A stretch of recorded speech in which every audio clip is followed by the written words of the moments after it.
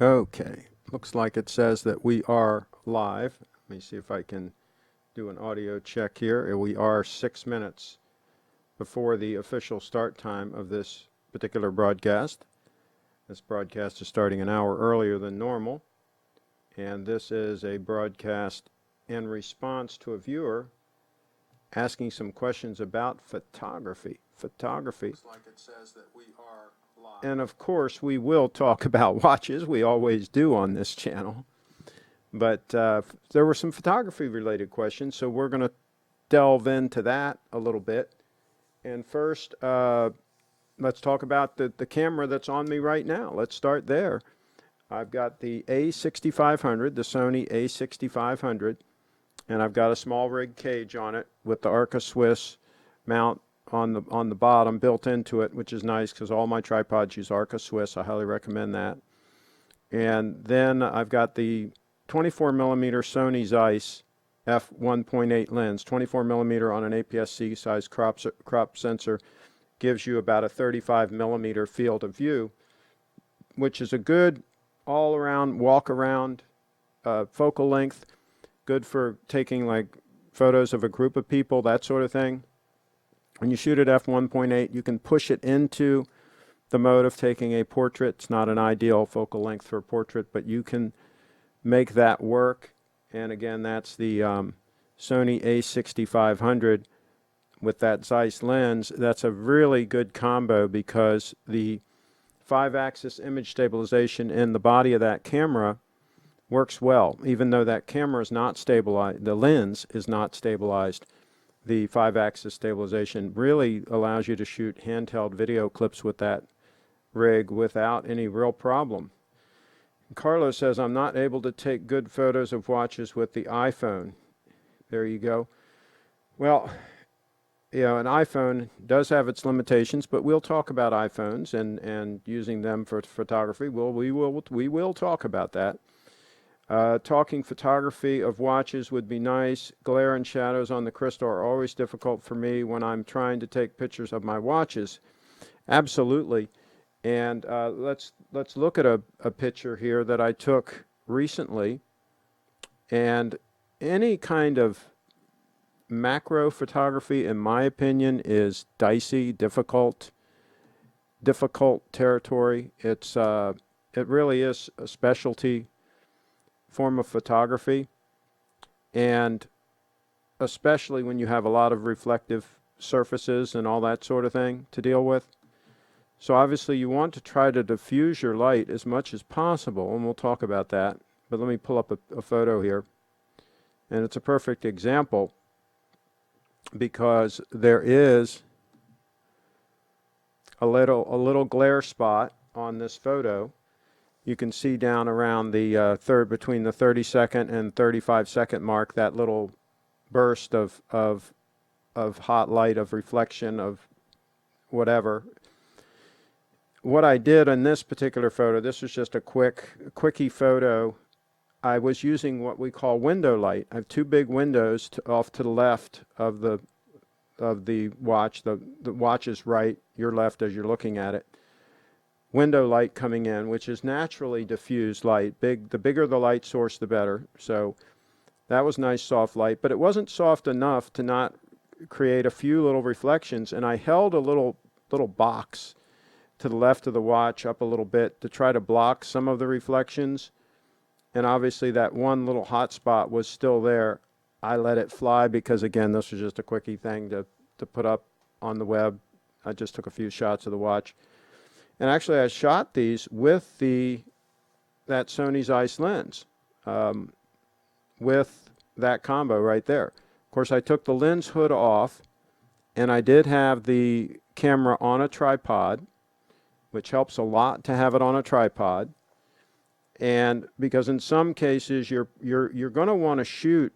I shot this at f4, but I probably should have bumped it to f8 to get even more in focus, because the closer you get to the subject, the shorter your depth of field. So we'll talk about depth of field real quick, because this is really important when you're talking about watches, is if you have a camera with a relatively large sensor, like that Sony has the APS-C size sensor, when you get very close to the subject, and that lens has a pretty close minimum focal distance, I think it's about 8 inches total, and when you get pretty close to the subject, and then you focus on the subject, your what's called your depth of field, the area that's in focus, is pretty shallow, okay? The closer you get, the shallower your depth of field. So you've got to bump that f-stop to something like, probably you should really go to f8, f10, right? f16. And that's what's so tricky about macro photography. And now all of a sudden you've got to have more light, or you've got to shoot a longer shutter speed because you're stopping down that aperture. You're making the aperture smaller, right? So less light's coming in. So now all of a sudden you have to either go with a longer shutter. The shutter has to be open for a longer period of time, which means any camera movement, any movement of the subject is going to blur your photo. The second hand moving, right, will be blurred. So you're fighting all these issues to try to get a sharp macro photography. Now, some people do focus stacking, where they take multiple photos focused at different distances, and that gets into a whole nother can of worms. That's why I say it's a real specialized thing to get high quality macro photos. And if you want to go in even closer than this shot here, you're probably going to need a dedicated macro lens, which I have one, and then you get into, again, those same issues where you're going to have a very shallow depth of field. If the watch is on any angle at all, and you focus on one point, the other point a little further away from the camera is going to be out of focus. So a lot of challenges there. Now, with a iPhone with a very, very small sensor, tiny sensor, right, you have more in focus. The smaller the sensor, basically more depth of field you're going to have, the more that you're going to have in focus. So it's not as critical, but the problem is you've got a tiny sensor and they just aren't that great, and the lenses aren't that great, and so you've got other challenges. So I would recommend diffuse your light. Don't have what we call a hard light source, like a small light pointed at the item, right? You want a big light. That's why we have what's called a soft box, right?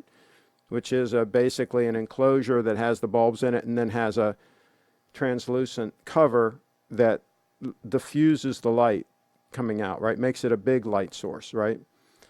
The ideal light source will be something like 2 big windows, what we call window light, not direct sun coming in it, right? Indirect light coming in those 2 big windows. Now all of a sudden you've got a big light source. You get close to that light source, it's going to be relatively diffused. You can also use a diffuser, which you can buy cheap. They're these round things that, light can go through, but it diffuses the light. And you can try that, and then see what happens. But that's the thing. You want soft light, soft diffused light. That's why on a cloudy day, when you have a cloudy day, the whole sky is a softbox. Now all of a sudden you can take the watch outside, put it on a table or whatever, and have natural light on it that's also very soft because it's cloudy, and shoot away, right? You shouldn't have any shadows at all on it. It should be just, it should be fine. So that's another possibility. Take it outside on a cloudy day and shoot away. Let's see here. On the iPhone, again, same thing. I would lock it down on a tripod. I would get a mount for the phone. You can buy them on, anywhere, on eBay, whatever. You can buy them on Amazon. But get a mount, a tripod mount, and get a relatively inexpensive tripod. Lock it down so that you can frame that shot, so that your hand's not moving around, so that you can get it framed out, and use the timer. So you tap it and then it goes X number of seconds and takes the picture, so that when you're tapping it, you're not moving, the camera in effect, right? Your phone is in effect a camera. So you don't want that moving when you're taking that shot. You want it at a fixed distance.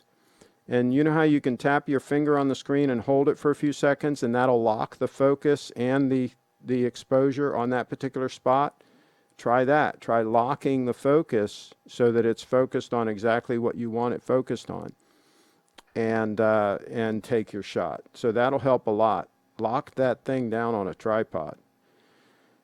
Let's see. Do you want that I send you one of the best to have your opinion? Sure. Yeah, email it to me. Absolutely. CraigShipp@gmail.com. We'll critique. Hi, Craig, you made it. There you go. Absolutely. And my friend just got his first GS, SBGE213. Okay, there you go. SBGE213. We'll look at that.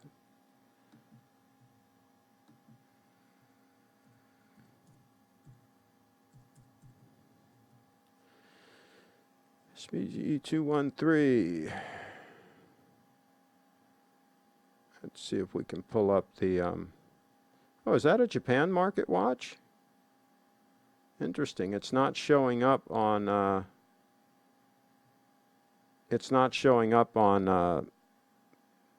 the American Grand Seiko site. Maybe that's a... yeah, this watch... I'm not a fan of those really squared off looking lugs, the way those are. It just kind of... not lugs, crown guards. And even the lugs are a little bit squared, a little bit. That shape of that case is not my favorite. I've seen that watch before. Wouldn't be one of my favorites. I mean, it's not, you know, I wouldn't classify it as ugly. I would just say not quite where I would want to be. But to each their own. If he likes it, he likes it. He probably got a deal on it. My guess is I hope he got a deal on it. Okay, so I sent you 2 photos. The macro lens attached to the iPhone. Okay, macro lens. So here's the problem. You can start putting more and more glass in front of the lens, and you got more and more things for the, you know, to create refraction and other issues. Let's see, save image as.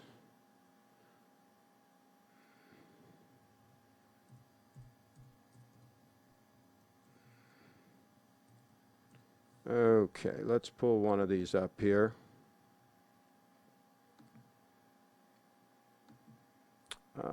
Give me a second here to pull this one up.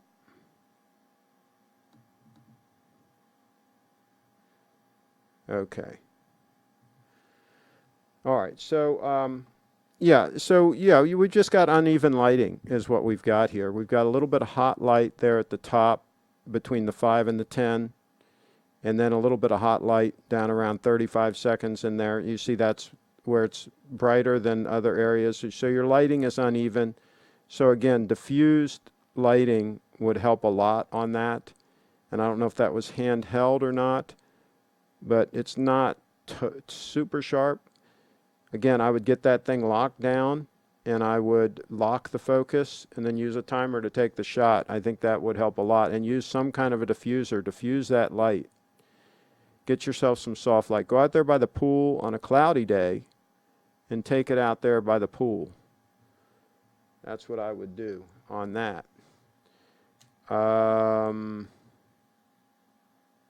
Let's see what else we've got here.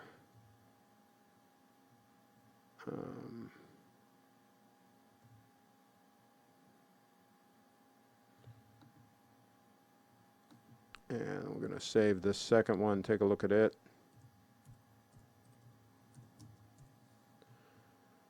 And you got one part right. You got a good subject, a date 8. So that is important, is to have a good subject of your photograph. The subject is almost as important as the technique. Okay, so here we go. Again, here it looks like we probably either had some camera movement. See how superlative is a little bit blurred. We have uneven lighting, and we definitely have some focus issues possibly there. So yeah, I would look at camera movement as a problem, and focus and diffusion of the light. Those are the issues there, I think. But really, an iPhone can absolutely take decent watch photos. I took some watch photos of my 18 karat gold stunner when I was out in the car, and some of them came out pretty good. Let me see if I can pull one up here. Give me a second here.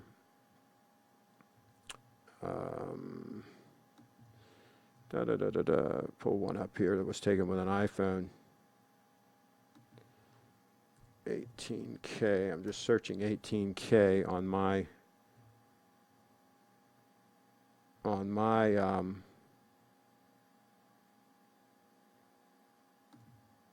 Flickr. So here's one, and you can see where we've got some reflection there on the upper right, where we've got some hard light hitting it.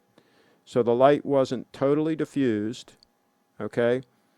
But that was handheld, and what I did was I held it the right distance from the watch, and then I held my finger down and locked the focus and the exposure, and then I got it back in that same position and very carefully tried to push the shutter button without moving the phone, which is kind of a pain to do with a phone. The phone is not a great form factor for a camera, right? And it came out pretty good, pretty sharp. Doesn't look like there was any camera movement. Everything's pretty sharp, but again, we got a little bit of a hot spot upper right there where the light was not totally diffused. And that was just in the car one day where I just snapped that puppy. Okay, so let's see here. Let's see. My apologies. It was the SBGE211. Okay, let's check that.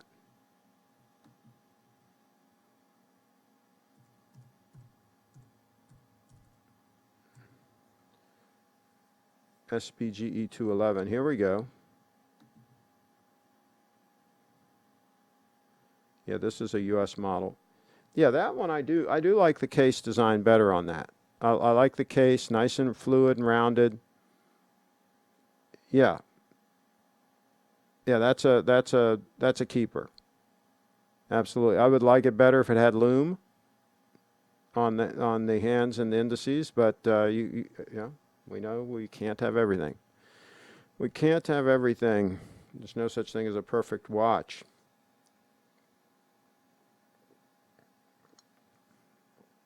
Carlos is using a tripod, he's claiming, camera 2 plus, and Bluetooth shutter. Did you lock the focus?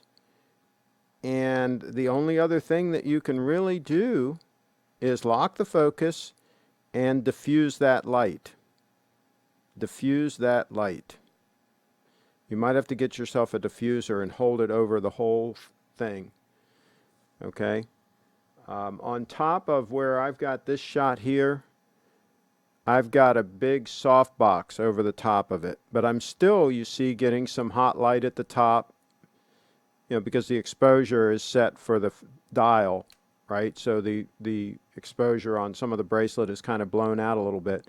But at least I can get a fairly clear look at the dial without a whole lot of reflections on the dial.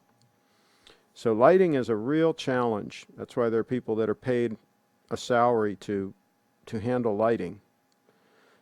The poor man's way to do it is go outside on a cloudy day, and then the whole sky is a softbox. Okay, I'll tell you, Craig, for that money you can get a Rolex Oyster Perpetual 39, and it feels like an inferior product compared to a GS. Now, in some ways it probably is, but the OP39 is a pretty good piece. I would go for a 36 probably. I don't think the 39s, they're okay, but they just look a little big to me for that type of a watch, for what I call an all-arounder. A watch I'm going to wear for dress and casual and everything. I think I would go for the 36, but I like the Oyster Perpetual, but yeah, GS takes quality up to a pretty high level. All right, so let's talk a little bit more about the photography. So we're talking about, these days, I'm using 2 cameras most of the time. Well, 3 actually, but 2 for stills. And generally speaking, I'm using this Sony a6500 with that Sony Zeiss lens. And this is a great combination for just all around, walk around. Matter of fact, when I go to New York, on Wednesday. Is it Wednesday? No, Thursday. I'm going up for the day on Thursday. This might be the only camera I bring. I'll bring some accessories like a wireless mic system and stuff, and I'll probably bring my tripod. But that might be the only camera I bring, just because it is so versatile. You can take, like I say, you can take decent portraits with it. You can also take group shots with it. You can shoot excellent video. It shoots great 4K video. So that's one camera. The other camera that I often carry is this beast here. And this is the A7S Mark II. This is a 12 megapixel camera, so it can shoot in the freaking dark. It's got a full frame sensor, so it's got a bigger sensor than the A6500 that I just showed you. This has a full frame sensor in it. And because it's only 12 megapixels, each pixel is really big, right? So that's why this can shoot in pretty much in the dark. And shoots great video. It's got 5-axis image stabilization in the body, and because this 85mm lens is so freaking heavy, it makes it very stable for even shooting handheld video clips. And this lens is really purpose-built for shooting portraits. It's an 85mm f1.4. It's the Sony G Master lens. So it, in my opinion, is one of the best portrait lenses ever made. So this is fantastic for taking portraits. Purpose-built, that's what it's great at. I can also shoot excellent video clips with it, but really it's designed for shooting portraits. And I'll show you a couple of examples here in a minute. Let's see here. Wedding photography. Yeah, I shot some stuff at Christina Denny's wedding. And we'll talk about that. Absolutely, we'll talk about that. And so let me first show you a few photos that I took recently with the 85mm portrait lens. And there's just something really special about a high-end portrait lens that is hard to replicate. And here's a little collage of a few photos that I shot the other day with Brianna. And what this lens allows you to do is really get a lot of separation from the background. And you can see on the photo in the center, the bikini photo, you can see that you can tell there's a background back there. You can see the lights, you can see the lamp. But that's all a lot softer than her, so it makes her pop into the foreground. The one on the right, we shot outside, and again, we made that background nice and soft, yet she's crystal clear sharp, and so it gives a nice depth and makes that subject pop out of that photo. And we'll go back to one of the photos, one of the actual photos, not in a collage, and I can show you the EXIF data. We'll go use watch photos too that I took the other day. Let me just get past these. I'm going to talk about Lenny's towing too. I want to talk about that shoot, and we'll talk about the trains also in a minute because I shot those with the same lens. But let me get to let me find one without the branding. Okay, so we can use this one as an example. Okay, so this one was shot, I'll look at the EXIF data here.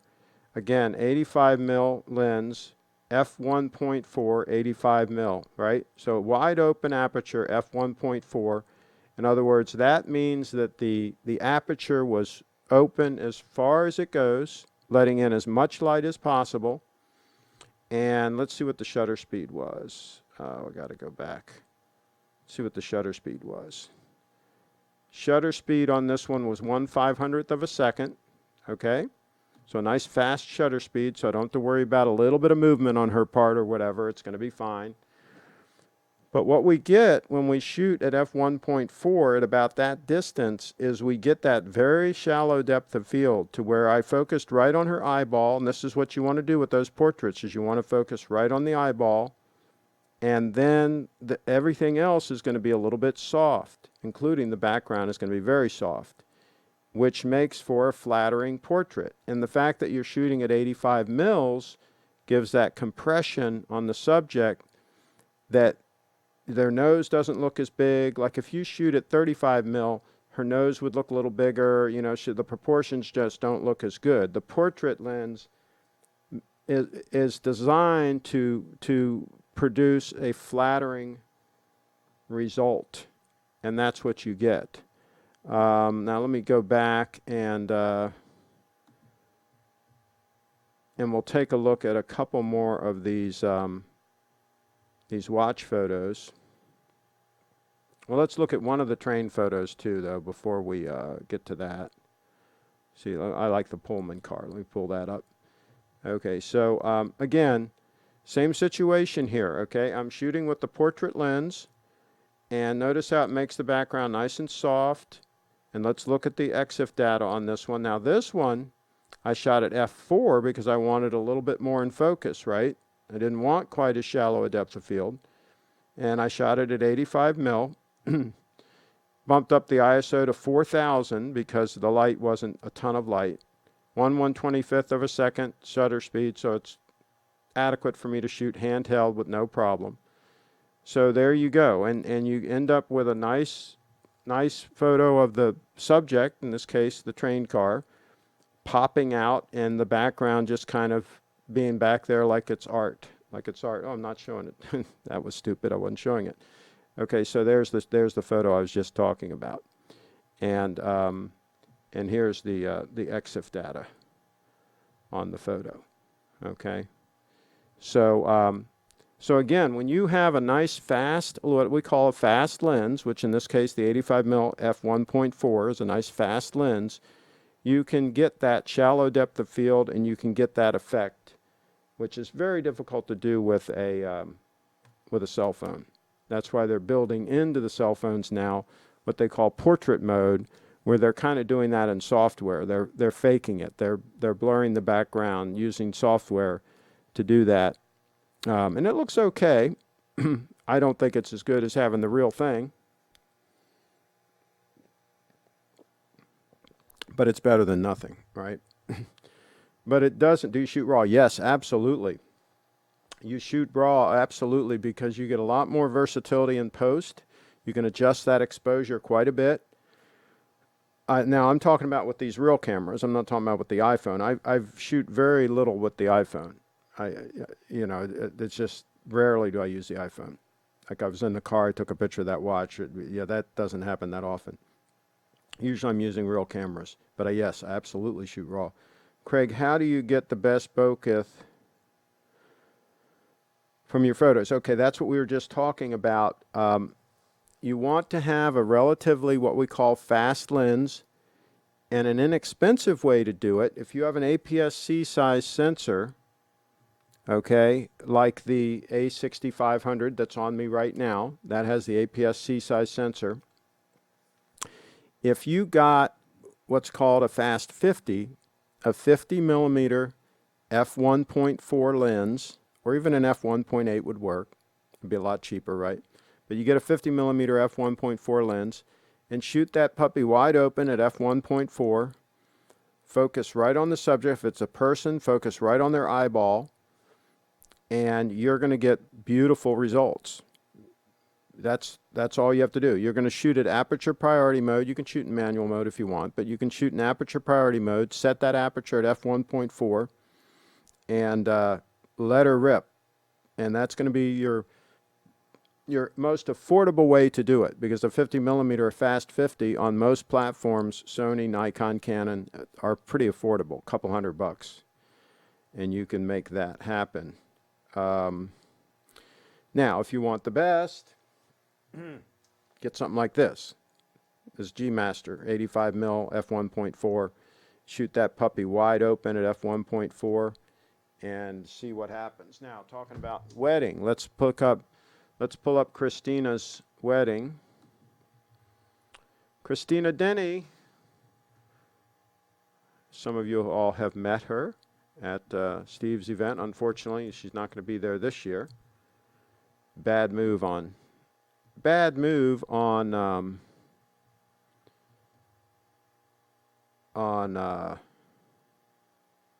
Steve's part. Where are her wedding photos? Oh, here they are. Here they are. Okay. Okay, here's Christina's wedding photos. Okay. And let's pull one up here. Let's see what this one was shot with. I don't even remember now. Okay, this one, let's look at the EXIF data here.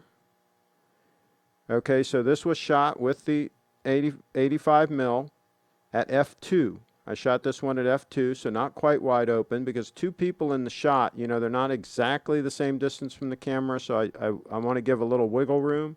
So I went to f2 instead of f1.4. And you can see, though, we still get that nice blurred background, you know, make it look a little bit like artwork in the back there. And that photo right there, that's straight out of camera. There's no Photoshop or anything on that photo. So that's straight out of camera using that 85 mil f1.4 lens, but shot at f2. Okay. So let's see what else we can find here to show you what the deal is. Okay, so then, of course, if you want to shoot a group shot, let's see what this one was shot with. This one was the A6500 with the Zeiss lens. Now, of course, see, I've got a head in the foreground. That's a no-no. So yeah, that one. A lot of these group shots are going to be shot with the Zeiss lens, the 24 mil, which is a 35 mil equivalent. So let's look at the EXIF data on this one. Yeah, that's the A6500 with the Zeiss, and I shot that at f2.8. Okay, f2.8, which again is, and if you're close enough to her, notice how the young lady in the background is soft. You can still see she's there, right? So you can see who she was. You can see she's there, but she's soft, so that makes Christina pop in the photo, which is what you want. You want your subject to pop. I could have gone to f1.8 on that, and that would have probably been fine too, but I was just shooting a lot of those at f2.8 because in some cases I was shooting two people together and things like that, and I want a little bit more in focus. So that's how we do that. Let's see. The Sony cameras that you use with the Carl Zeiss lenses are nice. I use Lumix cameras and Leica lenses. Great results. Yeah. A lot of people have gone with the Micro Four Thirds. I'm not a big fan. I don't like to go with a smaller sensor than an APS-C size sensor, personally. Now there is the big advantage to Micro Four Thirds in that it's all lighter weight. The lenses are a lot smaller and lighter, and in many cases cheaper. So you get those advantages, and they're pretty good. But again, I like to have the low light capability of at least an APS-C size sensor. And in this case here, with the full frame sensor, just extraordinary low light capabilities. And I do shoot in low light. I do have a lot of situations where that comes in handy. Matter of fact, I'll show you a picture that I took that was a very challenging scenario that would have been very difficult without the full frame sensor. Just give me a second here. I'm just searching 85 millimeter, 85 mm on my Flickr, and I knew that this photo would come up. So this is a photo that I took at Magoo's Tavern in downtown Frederick, their sponsor, And we can look at the data here on this. This was shot at f1.4 with the 85 mil, ISO 2500 at 1/25th of a second. So I had to bump the ISO up to 2500, right? And I was very pleased with the results. No lighting, no nothing. I mean, it's very low light. You could barely see her, right? It was that dark in there. But when you shoot that at f1.4, you get that beautiful bokeh. See those round bokeh balls in the back? Perfectly round. She was extremely pleased with the photo. And anytime the subject is pleased with the photo, then that worked. I get you, the Sony full frame sensors are great. Yeah, it's pretty amazing what you can do with those puppies. Now that they've got the 5-axis image stabilization on the sensor, pretty amazing. I'll show you another example here. Here's another one in low light, and we're talking about hard lighting. You can see the hard light on her left, your right in that photo, which is okay in some instances. It's a little bit dramatic, right? And this is Adventure Park, USA. She was there having fun. But again, very low light situation, and we get that nice soft background with all the arcade lights in the back, all there, just kind of create a little bit of art. And see the little round bokeh balls for those round lights. And let's see what EXIF data is on this one. Yes, this one was shot at f2.8, right? f2.8, ISO 1000. All right, and so there you go, just like that. Would have been very, very difficult to shoot that with a phone, with an iPhone, in those lighting conditions. The other thing that you can do that really helps is you can get a mount for your phone that you can hold, that you can hand hold like a pistol grip type of thing. And that way you can get a much better grip on the camera. Your phone is in effect converted into a camera, right? And you can hold it more steady and all that, even if you're not using a tripod. Get some kind of a grip for it, some really substantial way to hold it. Now we can be out in daylight, okay? Here's a scenario where you're out in daylight and you're on it's a sunny day, right? It's a sunny day, hard light, sunny day, hard light. Not going to be flattering. It's going to put shadows around their eyes and all kinds of nonsense. So you get them into the shade. In this case, I got the young lady in the shade under a couple of trees and had her pose with her dog. And this way her eyes aren't squinting. She can look at the camera. She's not struggling. You don't have a bunch of harsh shadows. You don't have her chin, giving harsh shadows and all that. You got some shadows, but nice soft lighting because you're under the tree. You're in the shade, right? And so that's a trick. Find shade and take your photo there. How do you make a snap decision regarding ISO setting, or is it down to the experience? Well, what I do is I use auto ISO. I'm usually 99% of the time I'm shooting in aperture priority mode. So I set my aperture because that's what I want to control. I want to control that depth of field. And I have my Sony, this one you can set the minimum shutter speed to where it will start bumping up the ISO. In other words, this one is set so the shutter speed will never go below 1/125th, 125th of a second, which I can comfortably handhold this for a portrait at 1/125th of a second, no problem. I could do it at 1/60th, but if they're moving just a hair, 1/60th is real dicey, right? Even if I'm holding it rock solid, if they move just a hair, 1/60th is dicey. I like to be at least 1/125th, right? 1/250th would be even better, right?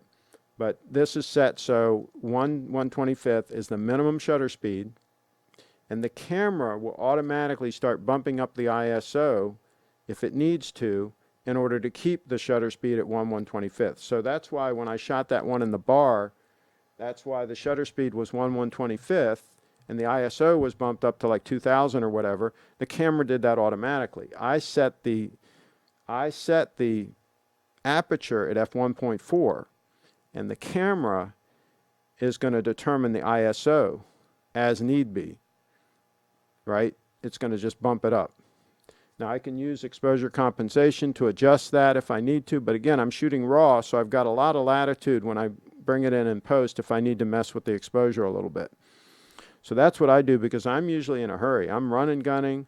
There's not a lot of time to stage these things, and so so a lot of people shoot in manual, so they're controlling all of that, but that takes more time, and a lot of times you're going to miss the shot if you're messing around with some of those variables. Now we'll give another real world example. Lenny's Towing. I went there the other day. Worst thing you can do, go when it's hard light, 2 or 3 o'clock in the afternoon, hard light. I think maybe it was like 3 or 4 o'clock in the afternoon, but it was still hard light. It wasn't magic hour by any means. But I'm there with a client. I got to get these shots, and I get in and get out. And so what I did, okay, our WAG's in the house. I'm in the house listening, but in the process of winterizing the inboard boat. Winter is coming. 46 degrees. Love your picture. Takes lots of practice. Well, that's the thing. That's another thing, is just take a lot of photos. Absolutely take a lot of photos. All right, so let's look at Lenny's Towing. This is a perfect example of trying to make the most out of a difficult situation. First of all, it's basically a junkyard. It's an impound lot, towing company. It's not exactly the most attractive setting, right? So we got a picture of their office, their entry area there. Got a nice blue sky. At least we got that. Then let's go to the next one. We got a nice close-up of their logo. We got a new flatbed that they got in. Got a little bit of foliage there in the background. Now here's a perfect example. These are the owners, the husband and wife, and then the son in the middle. And what I did in this shot is a cloud happened to come along. And I said, here, stand right here. I told them exactly where to stand. And I snapped the shot while we still had a little bit of a cloud. And so they weren't quite, in as harsh a light.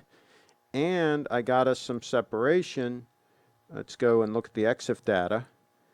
Because I shot this at f2.8, again with the Sony Zeiss lens, that's the A6500.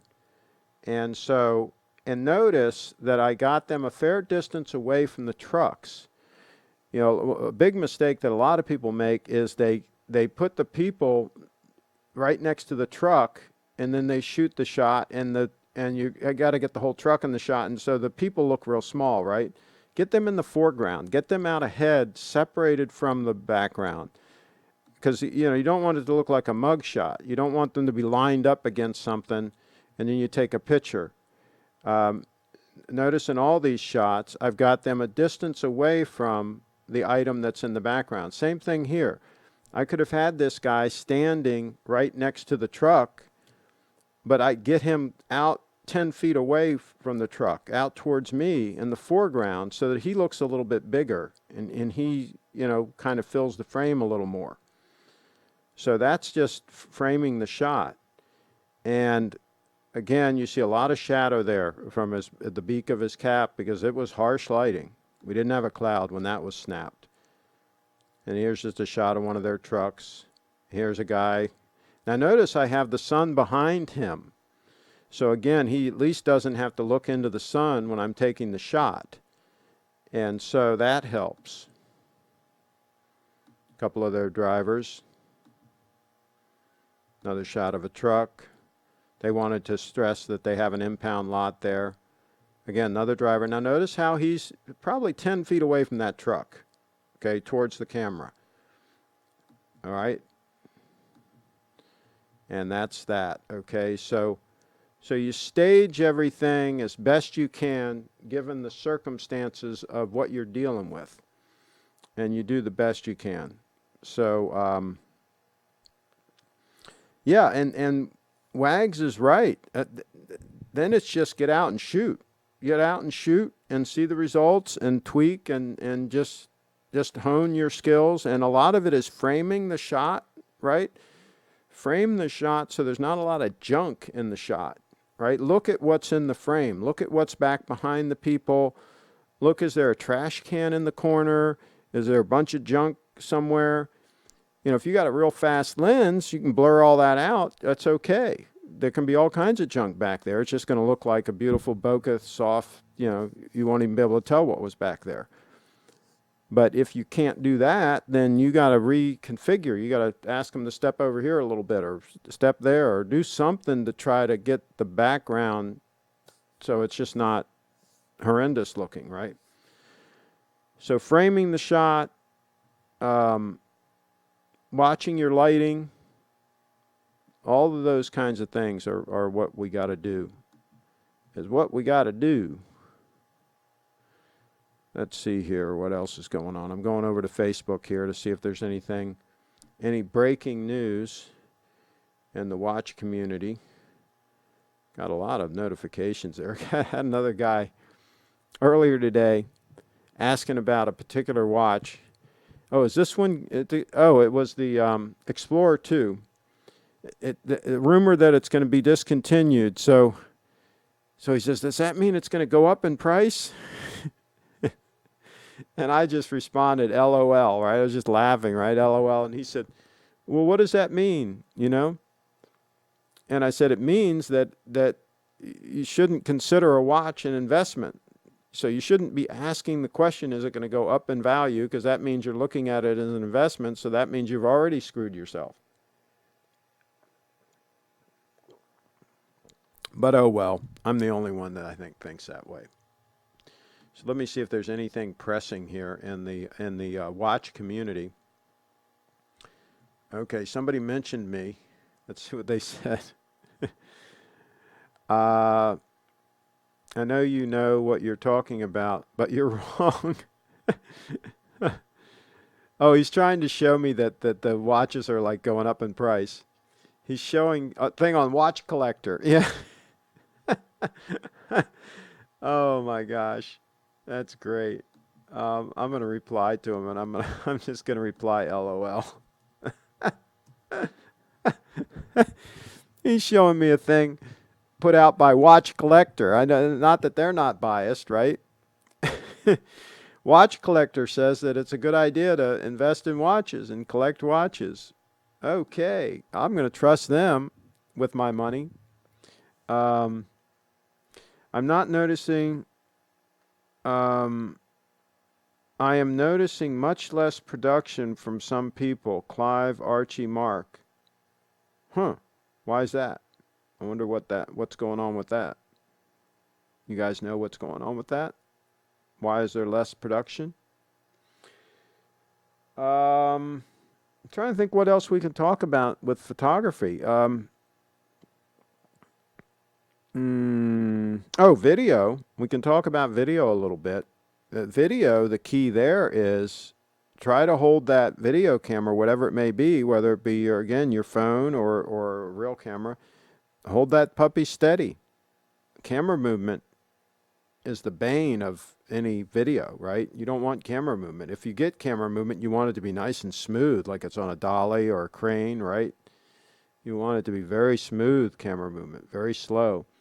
When I first started shooting videos, a big mistake I made, like if I was shooting a parade or something, was to try to pan along with the parade, right? By hand, right?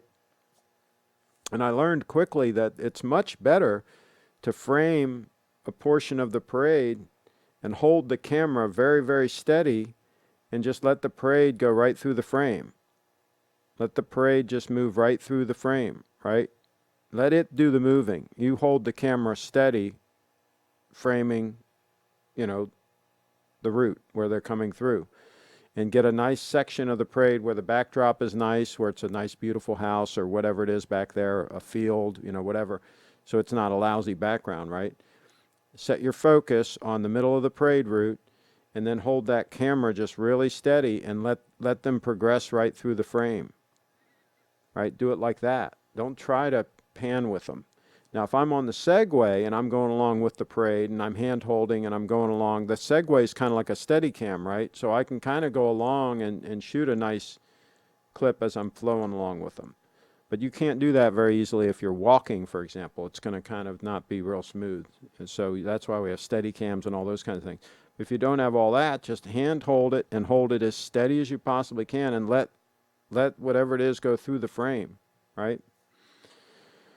Let's see. Do you do photo post-processing in the iPad? I use the Photos app on both my Mac and on my iOS devices. I think the Photos app is great. I use it for most of my, quote, post-processing. I don't do a lot of post-processing, but I do most of it with the Photos app. I do have a dedicated portrait app that I can run photos through that will like brighten the eyes and make the teeth a little whiter and things like that I will occasionally use. I used it on some of Brianna's photos. But a lot of times I just use the Photos app, usually on my Mac. But yeah, I could do it on the phone too. I play a bit with Affinity Photo for iPad, okay? Is that a good app? Okay, we got a little discussion going with Carlos. There you go. That's how this works. Let me see what else we got going on here.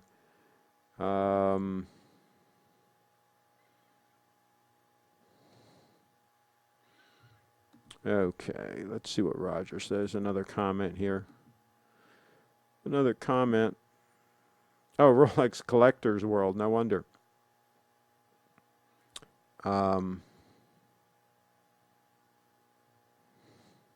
Now, see, here's a stunner.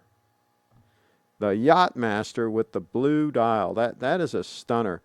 And, you know, I really like the bidirectional bezel. I would just as soon, a lot of these so-called diver's watches, I mean, who's going to use these watches really for diving anymore? I mean, are you kidding me? Let's just cut to the chase and let's just call it a sport watch or whatever you want to call it, and give us a bidirectional bezel. I'd love to have a bidirectional bezel. I hate it when it gets, right now it's one click past noon, right? And so now I got to go all the way around, right, to get it where it needs to be. Let's show you a shot of this. Put this camera away.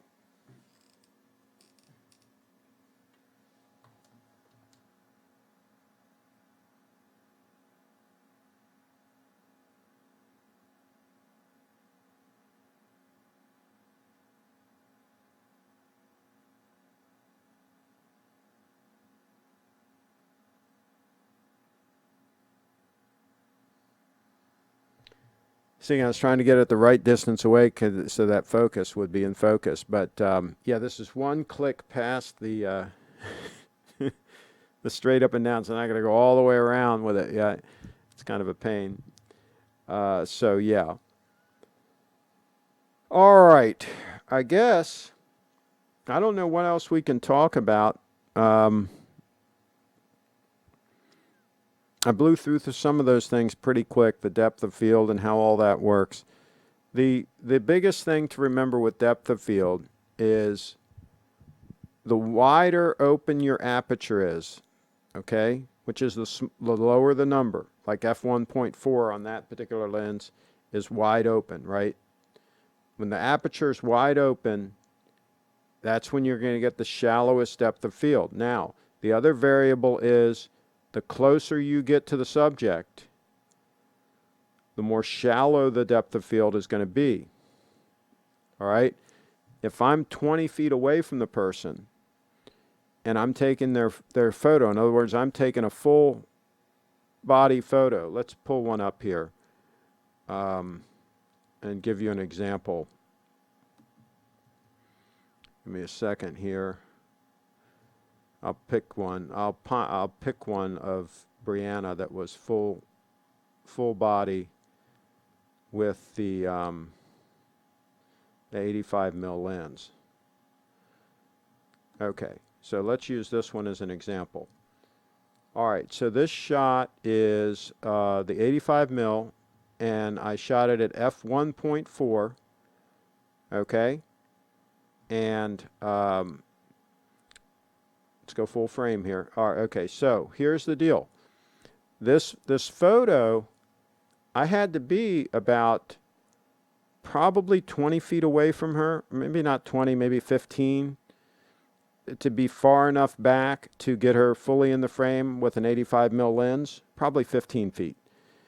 And so at 15 feet, again, I'm focusing right on her eyeball. But even at f1.4, you're probably going to have a foot, and there's websites you can go to that'll calculate the depth of field. You know, you're probably going to have at least a foot in focus, maybe a foot and a half, maybe even 2 feet, because you're so far away from the subject.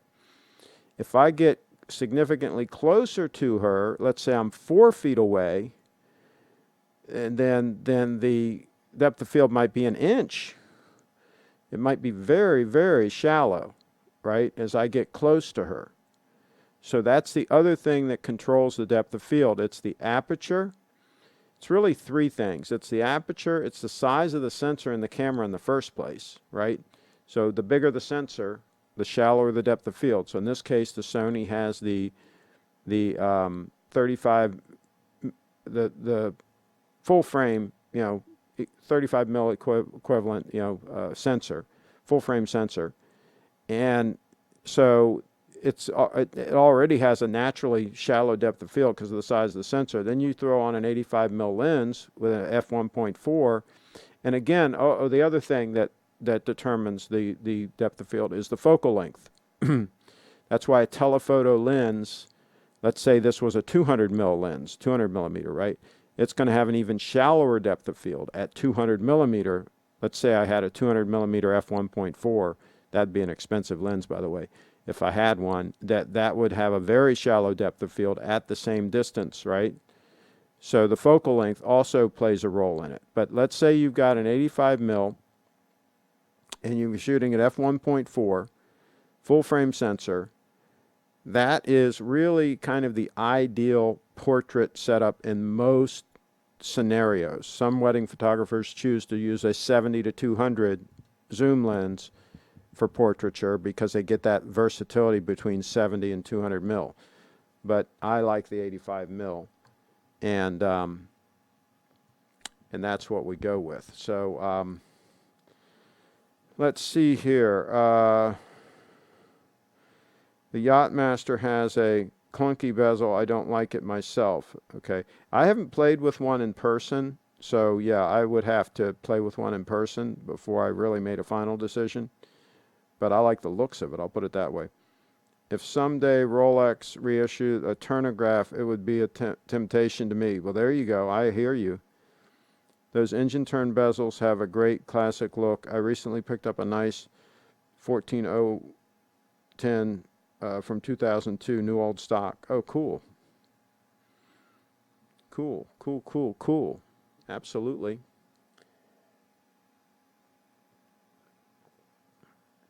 All right, does anybody else have any questions about photography or watches? Because we're going to wrap this puppy up here very soon. By the way, titanium, Apple Card, very strong. Very strong. I'm sure I could probably bend it if I really put some force into it, but I'm putting a fair amount of force on it right there, and this puppy is really super freaking cool, and it is free. All you need is an iPhone. Apply for that puppy. I don't even think I'm going to use it, but it's just kind of cool to have a titanium card like that. Okay, we don't have anything else going on. Let me refresh this and see what we got. This not a lot of action on photography, not a lot of interest in photography. I can see that. But maybe somebody will watch this later on and they'll get some benefit from it. And by the way, if you do want to subscribe to Brianna's channel, BrieFitDance.com, and there's all kinds of links to her YouTube and everything else. She's stuck at 112 subscribers. She's hung up at 112. Been there for a few days, so we need to get some more action for Brianna. BrieFitDance.com, and you'll find links to all her social media there. On that note, I think I'm going to terminate this broadcast. I don't see any new action in the chat. So everybody, thanks for watching. Make sure that you click the little bell, and that way you'll get notifications when we do these bizarre live streams. Let's see, today I will wear the Calatrava as Spanish Embassy is celebrating the Spanish National Day. Cool. Calatrava in the on wrist. That's the way to do it. Yeah. All right, everybody. Thanks again for watching. We'll do an official time check here as we wrap this puppy up.